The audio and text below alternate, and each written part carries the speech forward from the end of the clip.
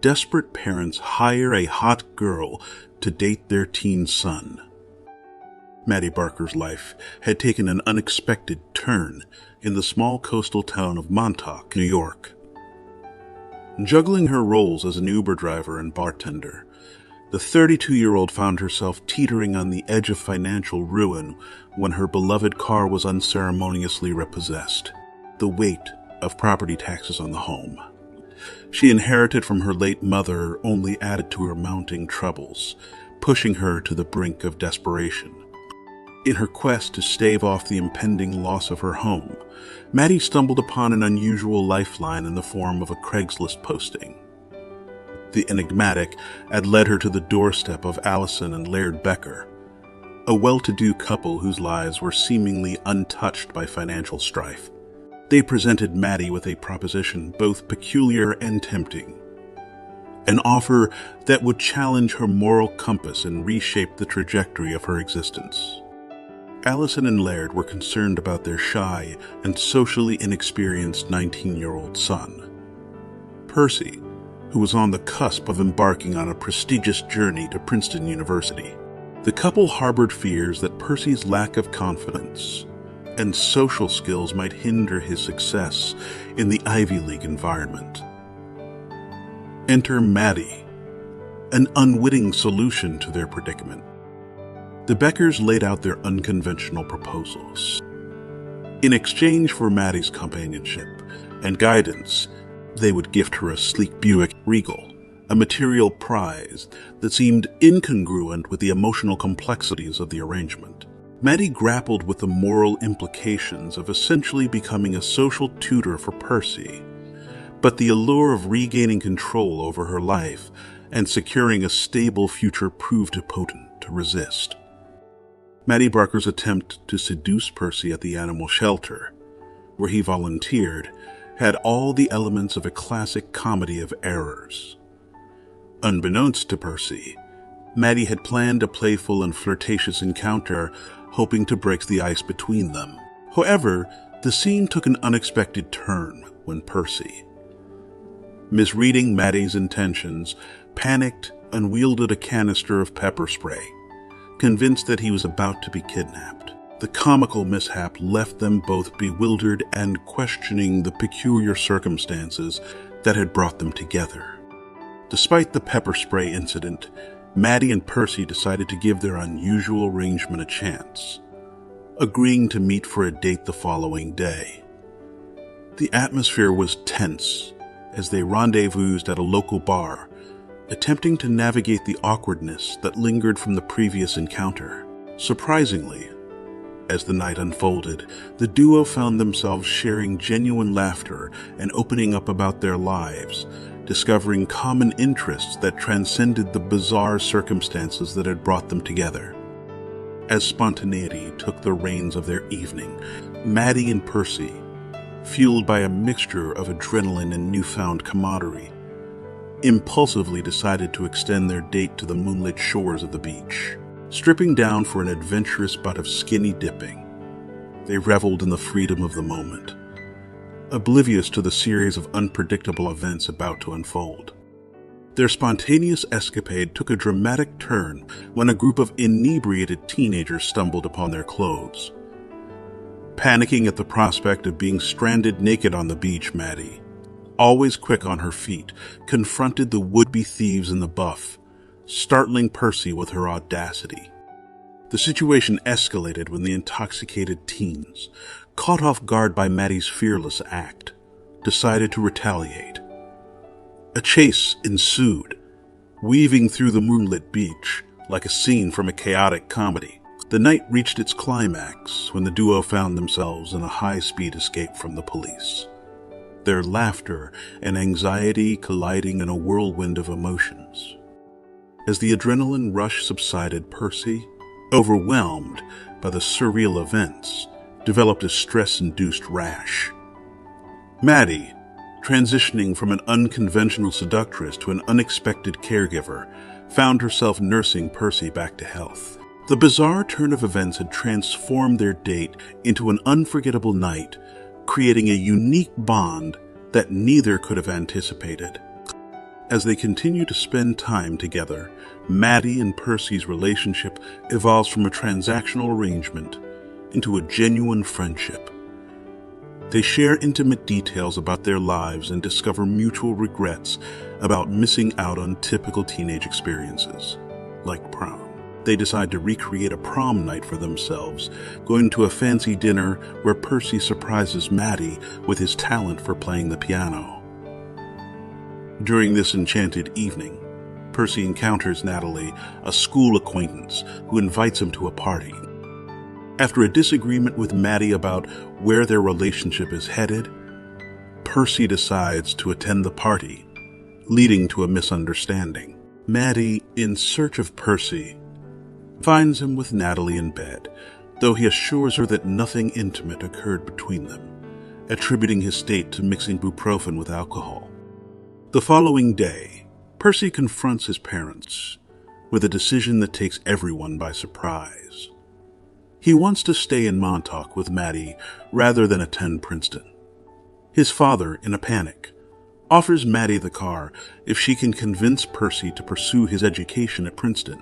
Percy, overhearing this conversation, feels deeply betrayed. In an impulsive act of defiance, he crashes the Buick into a tree, significantly damaging it. When he returns, an emotional and conflicted Percy attempts to initiate a sexual encounter with Maddie. However, the attempt is unsuccessful and ends prematurely, leading a betrayed Percy to end their relationship. Faced with her ongoing financial struggles, Maddie takes the damaged car and becomes even more determined to pay off her debts. She dedicates herself to driving for Uber throughout the summer, and through her hard work and perseverance, she manages to save enough money to not only save her home, but also repair the car, sharing her achievements with her friends, Jim and Sarah. She is met with a thought-provoking question from Sarah, who asks Maddie if her decision to stay in Montauk is truly for herself or merely to honor her mother's memory. This conversation leads Maddie to introspect about her life choices and the path she is on. Seeking closure and redemption, Maddie later reunites with Percy at a Princeton mixer, where she offers a heartfelt apology for her part in their complicated relationship. Percy, still feeling hurt, is hesitant to accept her apology. In a dramatic and desperate attempt to show her sincerity, Maddie jumps onto the hood of his car as he tries to drive away, resulting in him crashing the vehicle into the ocean. After the car is towed away, Maddie and Percy manage to reconcile, agreeing to remain friends despite the tumultuous history between them. In a final turn of events, Maddie decides to take control of her life and pursue her long-held passion for surfing. She makes the bold decision to sell her house to Jim and Sarah and relocate to California. On her way to this new chapter in her life, she drives Percy to Princeton, revealing that she has adopted Milo, a former police dog with a unique history from the shelter where Percy volunteered. Maddie's journey is marked by a promise to keep in touch with Percy during her entire drive to California, symbolizing the enduring bond they've formed through their unconventional relationship. Hot teacher seduces rich co-worker for her dream of a wealthy life.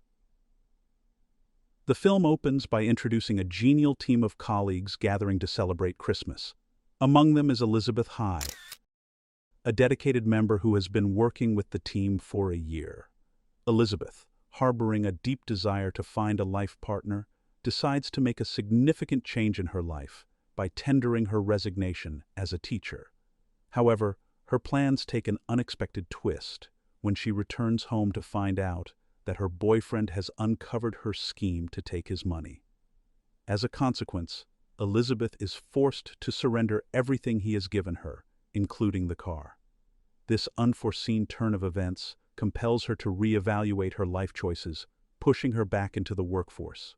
Upon her return to work, Elizabeth is cheerfully greeted by her colleague, Amy, who encourages her to become more involved in the student's school life. Amy sees an opportunity for Elizabeth to find fulfillment beyond her romantic aspirations. However, Their conversation is abruptly interrupted by Lynn, another colleague who interjects with an offer to buy coffee. During a coffee break, Elizabeth openly shares her primary objective of finding a man who can provide financial support. This goal has been driving her for the past 3 months, yet her attempts have been consistently thwarted as the men she meets quickly discern her intentions.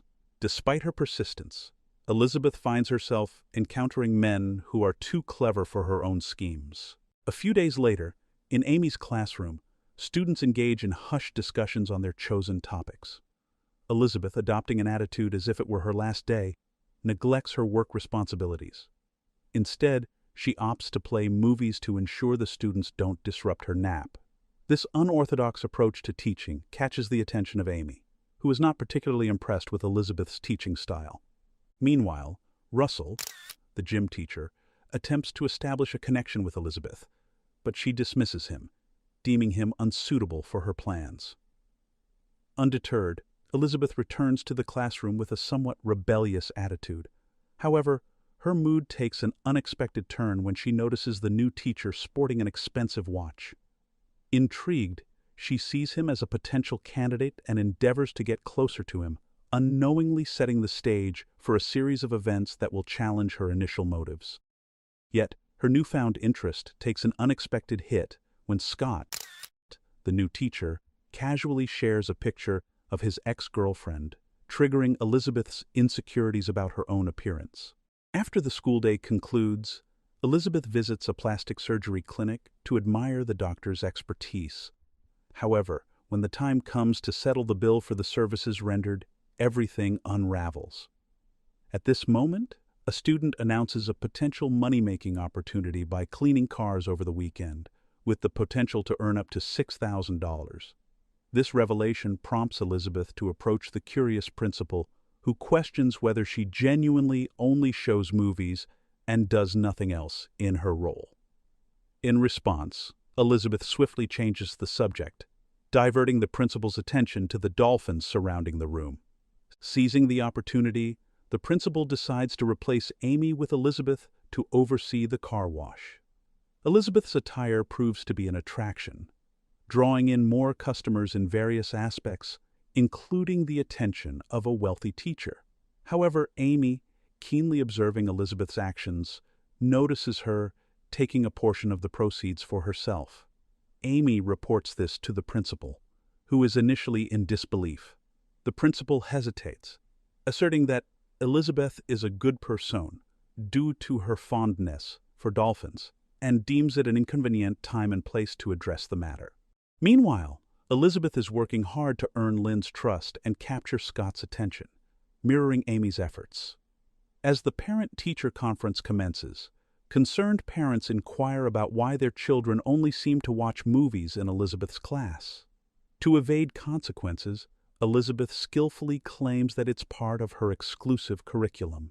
In a surprising turn of events, one parent requests Elizabeth to watch their son, offering a bribe to seal the deal. This sparks a new money-making idea in Elizabeth's mind. Over the next few days, Elizabeth cuts costs wherever possible and explores various avenues to earn money, including collecting garbage for exchange. Despite her efforts, the funds are still insufficient. Meanwhile, Amy impresses Scott, and as the party unfolds, Russell attempts to introduce himself again. However, Amy flees upon spotting Scott, who delivers distressing news. He is interested in Amy. In response, Elizabeth asserts that Amy is solely driven by a desire for money, leaving Scott taken aback by these unexpected words. After the students depart, two teachers linger in the hall. Russell takes the opportunity to share a bit about himself. As a new day begins, Elizabeth heads to the store, where she encounters a student's parents who invite her to dinner. Seizing the opportunity, Elizabeth takes full advantage, indulging in everything, even resorting to stealing a dolphin figurine. On the following day, Lynn extends an invitation to Elizabeth for a teacher's concert, though initially uninterested. However, her attitude changes when Scott announces his participation in the event. Unbeknownst to Elizabeth, Scott plans to dedicate his song to Amy. During the ride home, Lynn suggests a playful tease by removing the title of Best Teacher of the Year from Amy. Despite these dynamics, students are expected to stick to their usual study routine to maintain motivation. In the teacher's lounge, Elizabeth offers special rewards to her colleagues. The newly formed couple, Scott and Amy, share tales of their adventures, with Elizabeth persistently attempting to capture Scott's attention. Amy, reaching her limit, tries to gather information on Elizabeth's alleged drug use from another student, aiming to report it to the principal and have her expelled. However, the principal is skeptical, especially after receiving a dolphin figurine as a gift. Amy needs to ease off, realizing that her attempts to bother Elizabeth are futile, as the students remain unaware of any pertinent information. In a strategic move, Elizabeth arranges a meeting with an employee from the American Department of Education, feigning interest in a job opportunity. After consuming alcohol, her plan succeeds, leading the employee to his office with hopes of an intimate encounter. Capitalizing on the situation, Elizabeth discreetly administers a sleeping pill, prompting the employee to rest. While he is away, she discovers an upcoming test for the students. After a month, Amy actively seeks the person who stole her wig, and the principal publicly declares Elizabeth as the competition winner. Elizabeth is elated as it means she can finally afford an upgrade. However, before proceeding, she learns about Amy's upcoming trip to camp with Scott and the children. Seizing an opportunity, Elizabeth rubs a liquid on an apple to trigger Amy's allergies, compelling Scott to accompany her instead.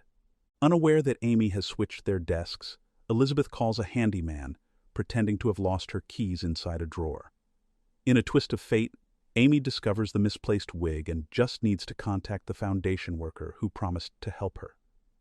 Meanwhile, during their day together, Scott opens up to Elizabeth about his aversion to slavery, and it concludes with an unexpected and peculiar intimacy in their clothes. Elizabeth records the encounter on her phone, but she remains unimpressed by the whole scenario. In a somewhat unconventional suggestion, she recommends that Scott try it without clothes next time. As Scott prepares for bed, Elizabeth leaves the room and encounters Russell, who appears a bit downcast. Russell learns about Amy's activities and expresses his disappointment. Conversely, Amy receives a tape from Elizabeth that leaves her speechless, adding another layer of complexity to the unfolding events. During the tour, Garrett attempts to approach one of the girls, but the situation turns into laughter, and he swiftly retreats. Elizabeth pursues him to clarify his mistake. To generate envy, she hands over his underwear and publicly announces in front of all the students and teachers that she spotted Garrett surrounded by 8th grade girls. Russell, in this moment, realizes who genuinely assisted him. As everyone prepares to leave, Amy intervenes, determined to do whatever it takes to get Elizabeth fired. She has already called the commission for this purpose. Upon reaching home, Elizabeth bribes a significant figure to show the department employee incriminating evidence. Consequently, on the day of the commission, the employee is compelled to support Elizabeth's side. By this time, Elizabeth is aware that her desk has been tampered with. Exploiting the situation, she mentions the presence of a teacher among them who uses drugs. Swiftly, the police discover a baggie in Amy's desk, leaving her in shock.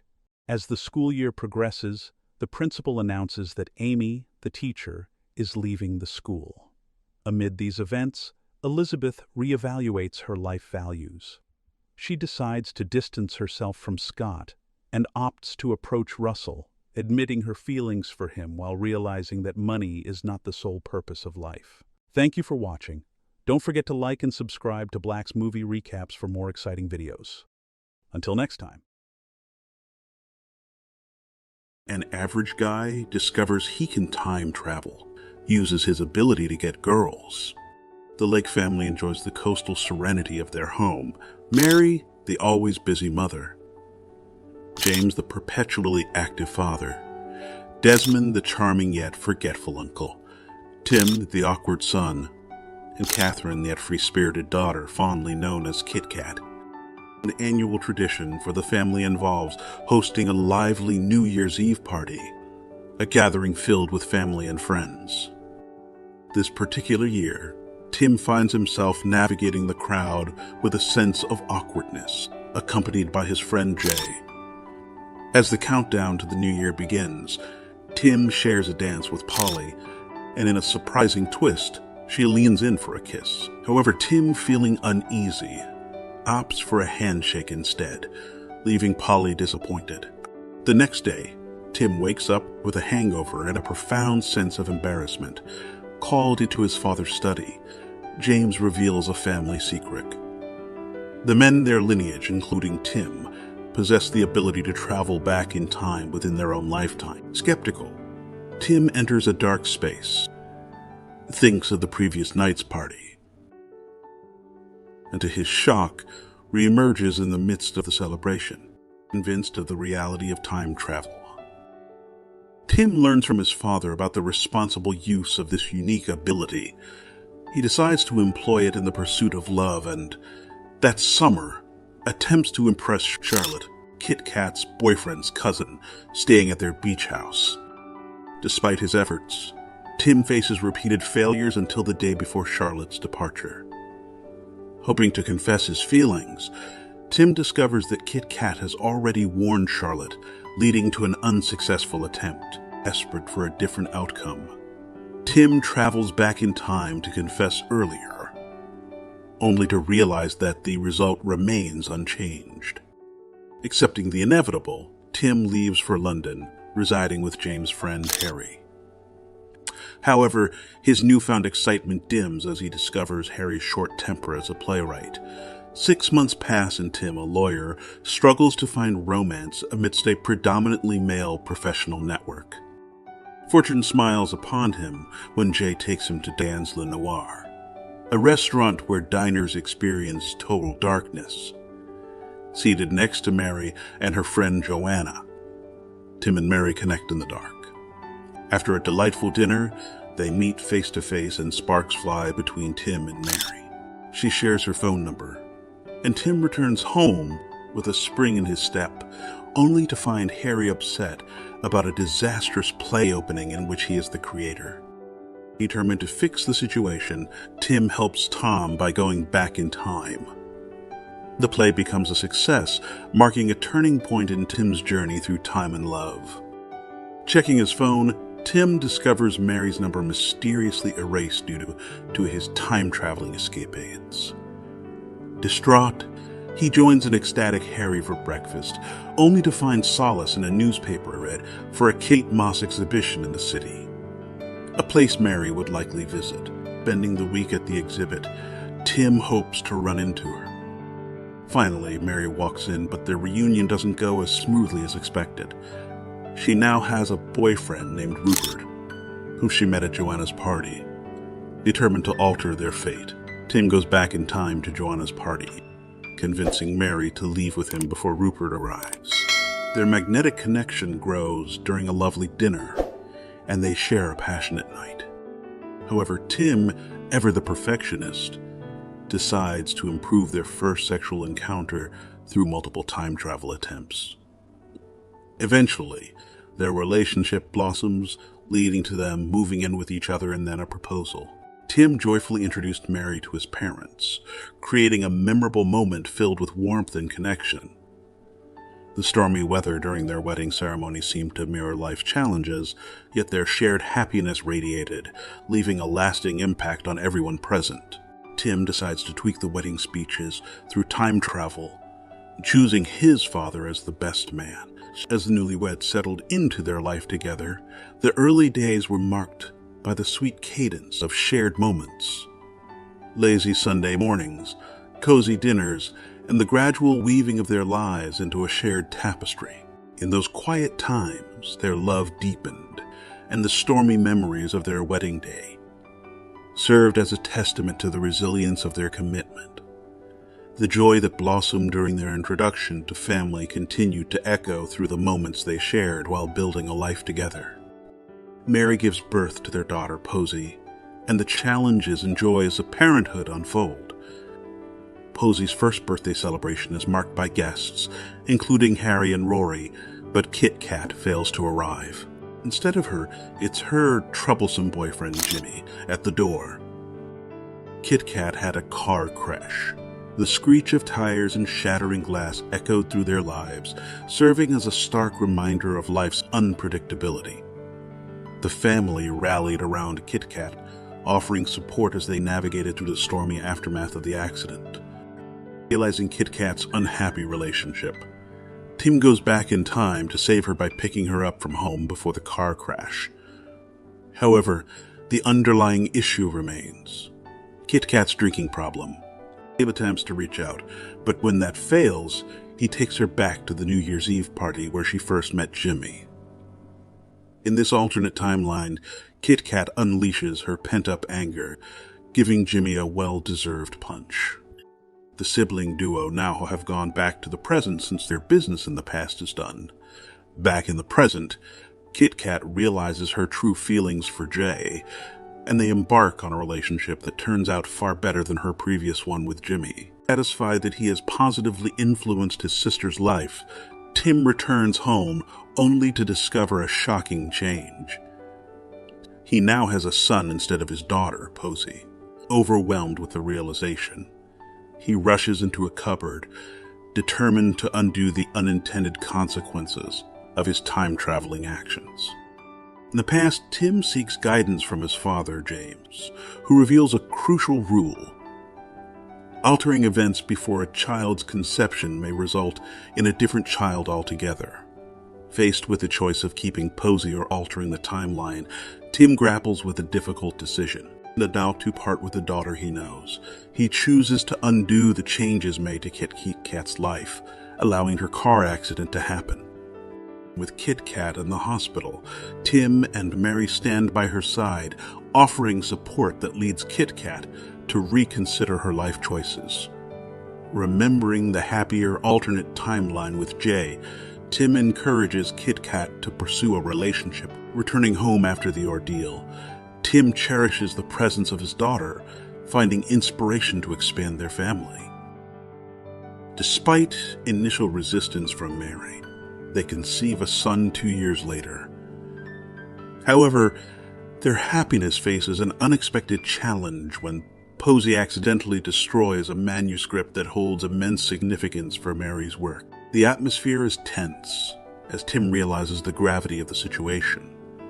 The manuscript, a culmination of Mary's dedicated efforts and creative energy, represents a crucial project at her workplace. Tim contemplates using time travel to fix it, but receives a call from his mother about James' terminal cancer diagnosis. Tim, Mary, and Kit Kat visit the beach house, where Tim talks to his father about the limits of time travel. James explains that altering events to save him might jeopardize the existence of Tim's children, creating a profound dilemma for Tim. The weight of the decision hangs heavy in the air as the family grapples with the harsh reality that even the extraordinary power of time travel has its insurmountable limitations, especially when it comes to matters of the heart and the fragility of life. James imparts invaluable lessons to live life normally with its tensions and worries, and to relive moments appreciating life's sweetness. Tim follows his father's advice, finding joy in both mundane and special moments. However, there are still days he avoids reliving, including the day James died. Unwilling to say goodbye, Tim visits his father in the past, finding solace in their continued connection. As Mary desires a third child, Tim grapples with the decision to forgo visiting his father. This is because having a third child will diminish his time-traveling ability. Eventually, he embraces the future, agreeing to have another child. With Mary heavily pregnant, Tim seizes his last opportunity to visit James in the past. They play table tennis for the last time, and Tim expresses his reluctance to let go. Understanding his son's decision, James takes them back to Tim's childhood, running and playing by the beach. Tim bids his final farewell to his father, returning to the present when his third child is born. Embracing a life without time travel, Tim appreciates every moment with his family, cherishing both laughter and tears. with his family complete and Kit caught starting her own family with Jay. Tim decides never to time travel again. Living each day as if it's the second time he's lived it, he focuses on appreciating life in all its facets, from significant events to the smallest details. Girl cheated by her boyfriend gets a hot pro athlete instead. Ashley arrives at the Idaho airport and excitedly talks to her boyfriend and a real estate partner, who reveals they lost a client but closed a deal independently. Ashley becomes alarmed when she realizes that he reached out to her client while she was on a 5-hour flight. He tries to justify his actions by claiming that the client trusts him more than her. Ashley called him out for sneaking around and taking the client she'd been trying to get for 2 months instead of working as her partner. Although he expresses a desire to move past the situation, Ashley recognizes that he lacks maturity and accountability, so she decided to break up with him. Scott, a dejected hockey player, talks to his ex-girlfriend at the same airport. She rejects spending Christmas together, and Scott feels down. Both end up at the airport shop, Ashley snatching the bell from Scott as he impatiently rings it. They share stories, with Ashley comforting Scott about the passionate hockey fans in the seemingly dull town. Ashley notices Scott's hockey stick in his bag at the airport. The shop clerk arrives and they both hand over their credit cards for payment, which, as luck would have it, look the same as each other. Ashley mentions her visit to family after living in New York for 5 years. Scott hints at returning to the big leagues soon. The shop clerk returns their cards, and Ashley leaves for her ride. She meets her sisters, Julie and Becca, who warmly welcome her. Julie comments on her sophisticated look, and Becca mentions getting her real estate license. Ashley changes the subject to their lives, and they share updates about a new water treatment plant. At home, Ashley talks with her mom and grandma, subtly hinting at the competitive real estate market and lying about Trevor's arrival. The family is optimistic about Trevor. Julie hopes he treats Ashley well, and Dave, Julie's partner, enters. Parker, Julie and Dave's son, invites Ashley to his hockey game. Meanwhile, Scott is introduced to Coach Gus at the ice rink, who brings up Scott's father. Uncomfortable, Scott switches the topic. Gus briefs him on the property and assigns him a cottage. Scott's first game is in 5 hours, and Coach Jensen leads the team practice. Coach Jensen introduces Scott to the team, but player Pierre starts off on the wrong foot due to competition. Ashley surprises her dad at his store, and he convinces her to attend the hockey game that night. Meanwhile, Pierre mocks Scott, and after practice, Coach Jensen briefs the team on Christmas events, reminding Scott of his community commitment.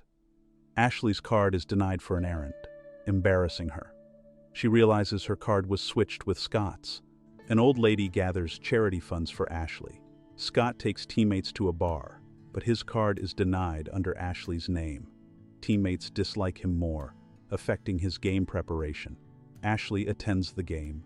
Scott is benched, and Pierre fails miserably.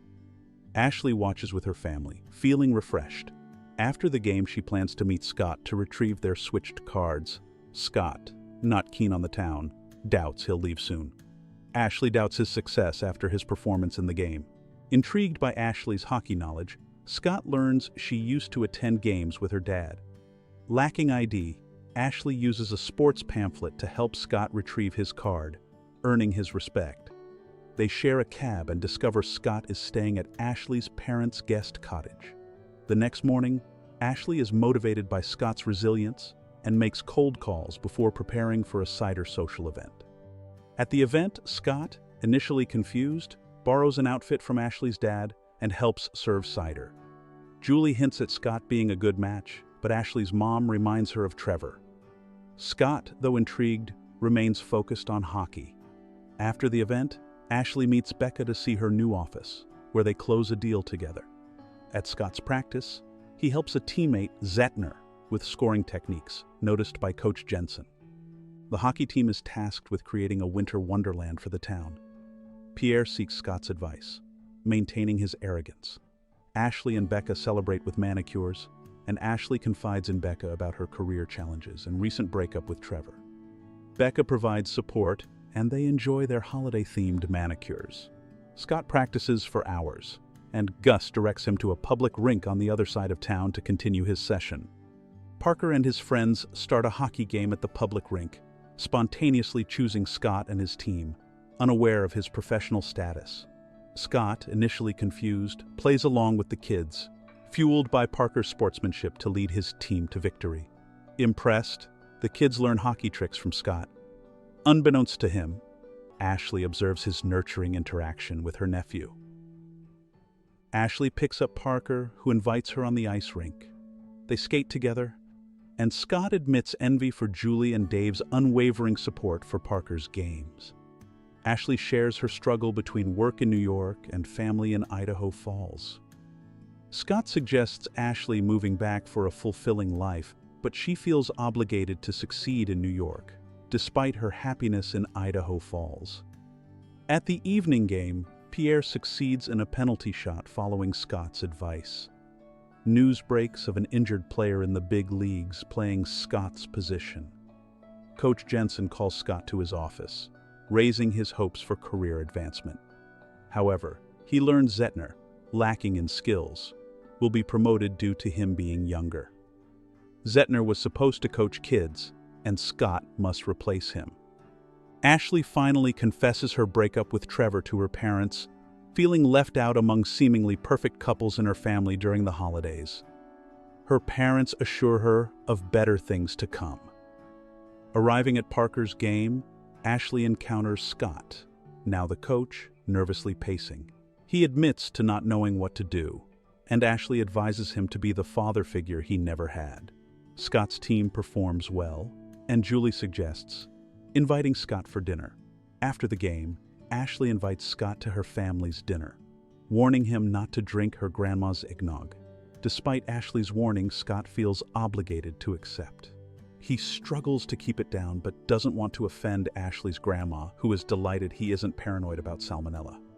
Later, Ashley, Julie, and their mom find it sweet of Scott to endure the eggnog. Scott chats cheerfully with Ashley's grandma, who wraps a scarf around his neck. Ashley feels a sense of care for him as he expresses appreciation for receiving a handmade gift for the first time. Ashley gives Scott pie to help wash away the taste. Ashley's dad, with a sore back, enlists Scott's help in decorating the Christmas tree in the yard. Ashley shares a childhood story of planting a tree given by her dad to have a Christmas tree all year long. 20 years later, the tree planted by Ashley's dad still stands tall in their yard, symbolizing enduring connections. Scott and Ashley sense a growing bond but pull back as Scott leaves for his guest cottage. They plan to meet at the town's main event the next day. Accompanying Becca to show the property, Ashley considers a career change as the lead real estate agent in their town is retiring. Becca suggests they work together, but Ashley hesitates. Coach Jensen gives Scott a coaching book, recognizing his potential. Scott, focused on playing, declines the offer. At the main event, Ashley gives Scott the Idaho Falls experience, playing fishing games with her family. Later, Scott seeks Ashley's opinion on pursuing coaching and mentions an assistant coaching offer in Idaho Falls. Ashley's hope is interrupted by a call from a client offering her a job in New York, forcing her to consider sacrificing time with her family for more prospects. On Christmas, Ashley confides in Scott about her recent dilemma. He helps her focus on the festivities, and they enjoy a laughter-filled snowball fight with Ashley's family the next morning. Ashley stops Scott from going to practice, encouraging him to build his first snowman with them. Parker is thrilled when he learns Scott might be coaching next year. Later, Scott discovers he's being moved up due to Zettner's inability to handle the pressure. Elated, Ashley is still undecided. Julie provides clarity, reminding Ashley not to miss out on the wholesome things she loves. Ashley goes to see Scott, and they're both finally getting their big breaks and leaving town. They give each other sentimental gifts before painfully parting, but fate has other plans as they both find each other back in the airport shop where they first met. Scott takes the coaching job, and Ashley takes him in for a much-awaited kiss. They share the cab on their way home, as now Ashley will be Becca's partner. Turns out you really can have it all. College girl cheat on her boyfriend to be with bad boy. Once upon a college adventure, we meet Tessa, a spirited girl embarking on her first day in a shiny new college that's a bit of a trek. Her mother and boyfriend play the roles of chauffeurs, dropping her off at the college dorm. There she encounters two vivacious girls, Steph and the charming Tristan. These ladies are the life of the dorm, leaving an impression that's hard to ignore. But oh, there's a slight detour when Tessa's mother catches a whiff of something suspicious and makes a swift exit. Tessa, ever the responsible one, follows her, urging her not to make a scene. A promise of trust is exchanged, and with her mother's well wishes, Tessa begins her college journey. The boyfriend bids farewell after a sweet kiss, leaving Tessa to navigate her new room where Steph, with her curiosity at its peak, quizzes Tessa about her mother's reaction. A slight misunderstanding arises when Steph assumes Tessa's brother is cute, but Tessa clarifies that he's actually her boyfriend. Steph, unbothered, takes her leave. The next day, Tessa's enthusiasm is palpable as she ventures into her first class, encountering Landon, an English major, in contrast to Tessa's chosen field of economics. The excitement for her classes is evident. Back at the dorm, after a refreshing bath, Tessa is startled to find a guy calmly reading a book in her room. A swift request for him to leave is met with a nonchalant response.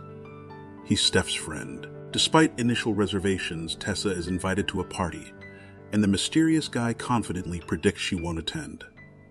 Before departing, he spills the ending of the book Tessa was reading, Great Gatsby, spoiling it for her. The following day, the uncomfortable encounters persist in the library, where Tessa once again crosses paths with the mysterious guy. Steve extends an invitation to a party, and though reluctant, Tessa decides to shake things up a bit, choosing a dress that raises Steph's eyebrows for being too formal. They head to the party filled with lively festivities.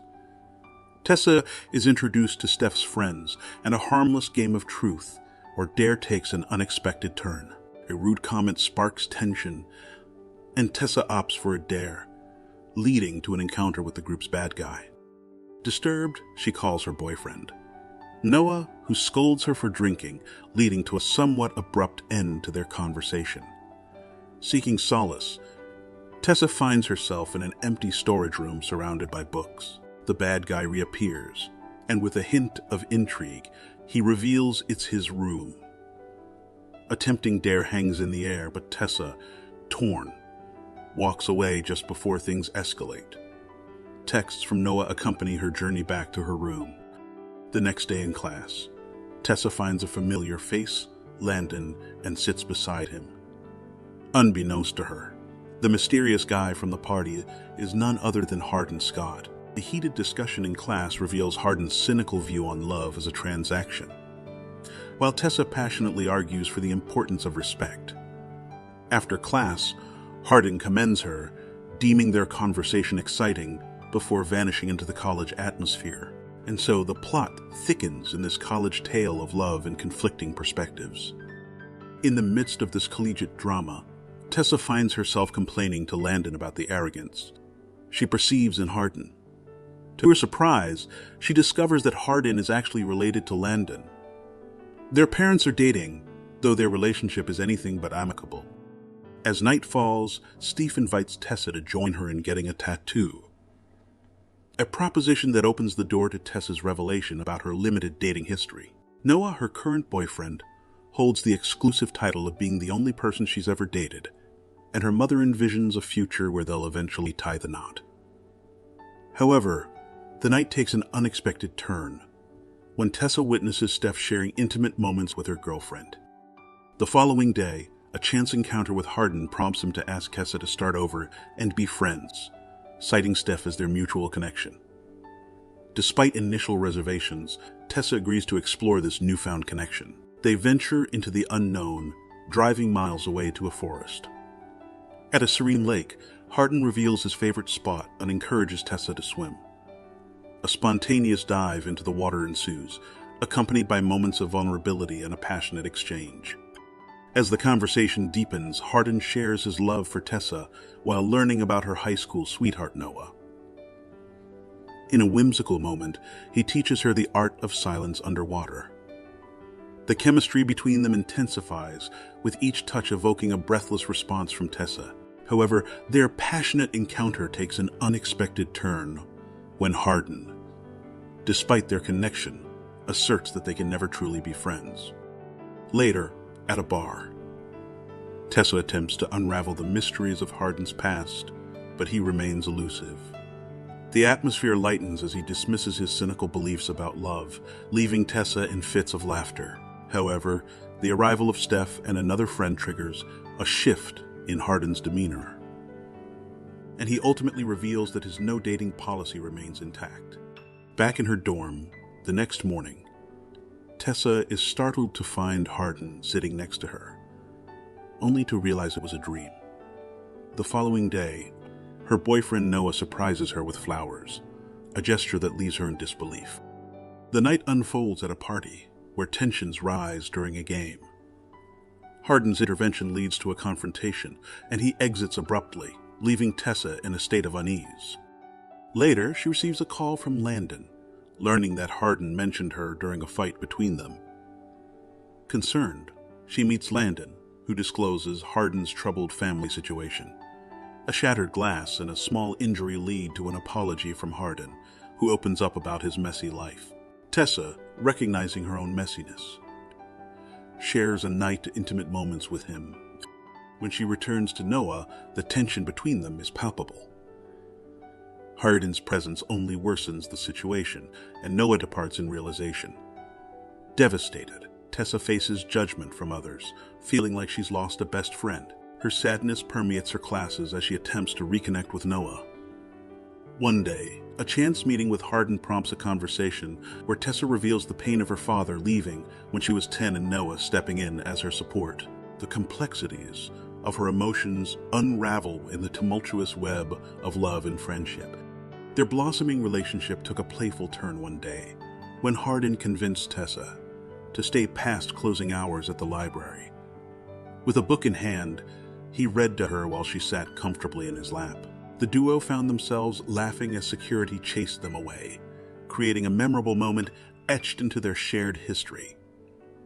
Their connection didn't go unnoticed by friends, with Hardin's unwavering affection often on display, disrupting even Tessa's class routine. A pivotal moment arises when Tessa catches Hardin writing something in a notebook, igniting her curiosity. Teasing ensues, but before long, their teasing evolves into tender romantic moments. However, their newfound intimacy is abruptly interrupted when Tessa's mother unexpectedly opens a door, discovering them in a compromising position. The ensuing confrontation leaves Tessa defending her choices against her angry and emotional mother's accusations. The strained relationship with her mother prompts a dire prediction: that Hardin will break her heart and cut her off from her family. Seeking advice, Tessa confides in Landon, who warns her of Hardin's complexity and advises caution. Undeterred, Tessa and Hardin decide to move in together, finding solace in a friend of Hardin's father's who resides in Italy. Their days are filled with laughter and shared moments, solidifying their bond. Hardin, however, struggles with feelings of unworthiness, while Tessa remains steadfast in her love for him. The couple attends a wedding party for Hardin and Landon's parents, meeting with Karen and Hardin's father. The celebration takes a dark turn when Hardin's father, despite praising him, reveals a painful family history involving a traumatic incident from his past. Tessa, witnessing Hardin's vulnerability, attempts to comfort him, leading to an intimate moment. Amidst jealousy from Molly and Tessa's encounter with her, Molly's inquiry into Hardin's past raises suspicions. A video reveals a shocking dare from the past: Hardin's mission to make Tessa fall in love with him, only to turn it off afterward. Devastated, Tessa confronts Hardin, who insists his feelings are genuine. The revelation leaves Tessa feeling profoundly alone, seeking solace with her mother and eventually reconciling with Noah. Returning to the university, Tessa decides to change her major from economics to English and receives an interview invitation for an internship at Vance Publishing.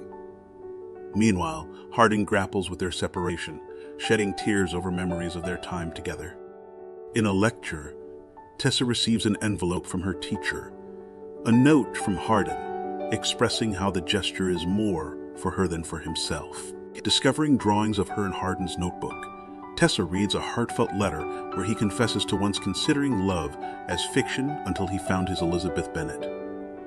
He pleads for forgiveness, declaring Tessa as the person he loves most in the world. And so, the movie concludes, leaving the audience with the lingering emotions of love, heartbreak, and forgiveness. Welcome to the compelling narrative as Night comes as 2014. A film that intricately weaves the tapestry of teenage lives amid urban turbulence. Within this gripping tale, the intertwining threads of friendship, the complexities of romance, and the stark realities of violence converge to paint a vivid portrait of adolescent struggles. So, let's begin the story. As Bradley immerses himself in the lively atmosphere of his house party, the night takes an unexpected turn. Amidst the laughter and music, a disturbance outside grabs his attention. Through the night's haze, a group of teens, known as the Misfits, is causing a scene. Acting without delay, Bradley rushes outside, signaling for a friend to join him. Tension builds as he confronts the Misfits, led by the imposing Ricky. The situation intensifies when Ricky pulls out a knife, casting a shadow of danger over the once festive gathering. Following a heated confrontation, the Misfits break into the party. Amid the chaos, Sean, a recent addition to the Misfits escaping his abusive father, makes eye contact with Sarah, a girl dancing to the music. We find Ricky and Sean outside, sharing a smoke. Ricky, seizing the moment, presses Sean about his rendezvous with Sarah the previous night. The Misfits then make their way into the theater, where Sean accidentally collides with Sarah. Ricky joins the scene, teasing Sarah until she walks away. Sean, unable to defend her, looks down in disappointment. Capitalizing on Sean's vulnerability, Ricky lays on the guilt, reminding him that he stood by Sean, unlike Sarah. With this emotional weight, they enter the theater to catch a film, setting the stage for chaos that erupts in the auditorium, ultimately leading to their expulsion from the venue. As they stroll, dodging the cops, Ricky gripes about how nobody gives them any respect. They stumble upon a hidden party in an underground spot. Inside, they hit up Ricky's drug supplier. In this secret shindig, the supplier spills the beans about Mischief Night, a time for harmless pranks. Ricky, though, skips the harmless stuff, opting for more serious business. The night heats up, and Ricky's choice of shady activities sets the scene for a string of events that muddle the line between fun mischief and downright trouble. The Misfits head to the rooftop, and Ricky starts getting upset with Sean, thinking Sean sees them as lower people. Things intensify as Ricky threatens to jump off the roof, wanting Sean to assure him he's not insane. The tension on the rooftop reaches a breaking point, adding another layer of complexity to their already turbulent dynamics. Sean returns home, stepping into the role of caregiver for his alcoholic mother. The next day at lunch, the Misfits find themselves under scrutiny as the jocks confront them about allegedly scratching Bradley's dad's car. Tensions rise further as the jocks reveal knowledge about Ricky's secret hideout, the Underground. The clash between these two groups takes an ominous turn, setting the stage for a showdown that goes beyond mere accusations. Sean extends an apology to Sarah, but she brushes it off, walking away without a care.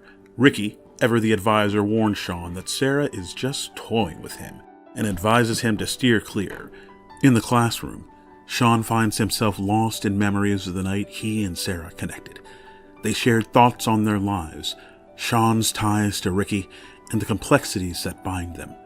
The moment is interrupted when the teacher calls on Sean to present his assignment poem to the class. To add a twist, Ricky interjects, claiming Sean didn't complete the assignment. Post-class, the teacher takes Sean aside, offering a different perspective. Despite the interference, the teacher acknowledges Sean's talent as a gifted writer and encourages him to contemplate the direction of his life. The encounter prompts Sean to reflect on his choices, adding a layer of introspection to his tumultuous journey. Sarah confronts Sean with anger, expressing her frustration. Following this heated encounter, Ricky steps in, highlighting the divide between Sean and Sarah's worlds. He urges Sean to abandon any illusions of a different future, insisting that he's more aligned with the Misfits than with Sarah and her friends. As the Misfits stroll, the jocks taunt them, adding fuel to the simmering tension. Heading back into the underground, the Misfits shift gears, gearing up for Mischief Night. Later that night, the underground hideout faces a police bust, leading to the arrest of Ricky's girlfriend. Sean rushes to alert the others, and together they make a swift move to the rooftop. In a daring attempt to evade the cops, Ricky shouts out, trying to convince them that they're the only ones there to spoil their fun. The group seizes the moment, making a hasty escape before the situation escalates further. The rooftop escape becomes a pivotal moment, adding an element of suspense to the unfolding events. The Misfits shift their focus to Donnie's house. Aiming to settle the score, armed with baseball bats, they begin pounding on Donnie's truck, coercing him to step outside. The confrontation escalates into a physical altercation as they retaliate against him for divulging information about the underground to his police deputy father. After dealing with Donnie, the Misfits move on to Bradley's house, where they discover him enjoying a swim with his girlfriend. In a vengeful act, they dump pig's blood into the pool. As Bradley emerges from the pool, they pounce on him, delivering a beatdown. Sean, feeling a moral conflict, attempts to voice his objections, but his protests are met with guilt-tripping from the others, cementing the gravity of their actions. The scene captures the dark turn of events, emphasizing the consequences of revenge and the internal struggle within the group. The Misfits make their way to a police station to secure Ricky's girlfriend. Their next target is a bonfire, but Sean, uneasy about the escalating chaos, breaks away and races to the scene, desperate to warn Sarah and the others. He arrives too late. The Misfits have already arrived. As the Misfits instigate fear among the crowd, Sean manages to help Sarah escape the impending chaos. However, Ricky confronts Sean, and their clash culminates with Sean being knocked out. He regains consciousness to find himself tied up and subjected to taunts from Ricky and the others, before they abandon him in a state of vulnerability. The situation's intensity underscores the mounting consequences of the Misfits' actions and Sean's internal struggle within the group dynamic. Sean manages to free himself from the ropes and rushes after the Misfits, who are on their way to burn down their school. As he arrives, several rooms are already engulfed in flames, heightening the urgency. Sean catches up to Ricky for a final confrontation. Amid the clash, Sean reflects on the haunting memories of his father's abuse towards him and his mother. He recalls how the Misfits once became his unlikely saviors. The battle between Sean and Ricky unfolds against the backdrop of the burning school, with flames dancing in the background. The climax sees the school consumed by fire, a symbol of the culmination of their destructive actions. Ricky is knocked unconscious in the struggle, and Sean manages to escape the building. The fire serves as a visceral backdrop to the culmination of their tumultuous journey, leaving a scorched landscape of consequences and personal revelations in its wake. Emotions overwhelming him, Sean reaches the doorway of his house and breaks down in tears. In this vulnerable moment, Sarah arrives, and without words, they share a silent, empathetic connection. Seated together, they find solace in each other's company, the weight of recent events hanging heavily in the air. The silence becomes a poignant reflection of shared pain and the uncertain path ahead, as they navigate the aftermath of a night that forever altered their lives. Thank you for being a part of Black's Movie Recaps. If these tales of mystery and intrigue sent shivers down your spine, make sure to hit that like button and subscribe to Black's Movie Recap for more bone-chilling narratives. Stay tuned, and until next time, stay captivated.